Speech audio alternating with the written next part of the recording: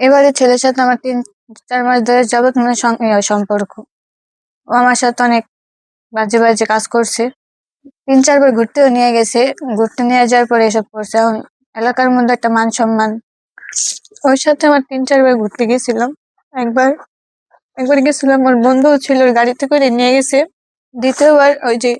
দ্বিতীয়বারও গেছি, তখন ও আমার সাথে অনেক অনেক কিছু করছে। ওই ইদলকারি বেরিয়ে যাচ্ছে না, ওইখানে অনেক জড়াজড়ি করছে, অনেক হাতাহাতি বাড়াবাড়ি করছে, অনেক বাজে কাজ করছে। আবার ওই দিনও ওই ওর একটা ভাগ্নিও নিয়ে গেছিল, কিন্তু ও জানতো না যে আমাকে ও নেবে, ঠিক আছে? ওই মেয়ে জানতো না। তারপর তো নিচে ঘুরে আসার সময় ওই জিয়াদের বাড়ির ওখানে ও গাড়ি থামাইছে।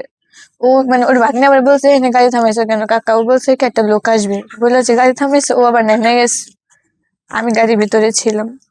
তখন ও আমার সাথে অনেক জড়াজড়ি করছে, কিস টিস করছে। আচ্ছা, এইগুলোই নাকি সিসিটিভি ফুটেজে নাকি ধরা পড়ছে। শারীরিক রিলেশন হয় নাই, মানে এমনি কি তাছাড়া সব হয়েছে, কোনো গুরুত্ব দেন। আজকে আসার পর ওনাদের বাড়ির সকল মানুষ অনেক বাজে বাজে কথা বলছে, আর ওনাদের ঘর তালাতে চলে গেছে।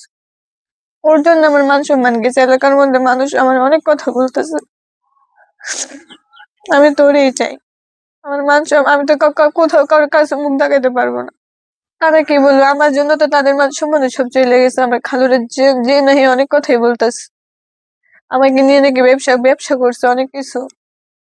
এসব কথাবার্তা শুনতে হইতেছে আমার জন্য ওনাদের। এই কথা কারা বলে? এই কথা বলে লোকেরা, যে ওদের বাড়ির মানুষ। আমি আজকে আসার পরে অনেকে বলছে আমাকে দিয়ে নাকি ওনারা ব্যবসা করছে, আমি নাকি আগে সংসার করছি। ওনার ছেলের মাথার ভিতরে ঝুলাই দিছে নাকি আমার খালা। এরা তো কিছুই জানতো না, আমার বিষয়ে ওনারা কেউ কিছু জানতো না।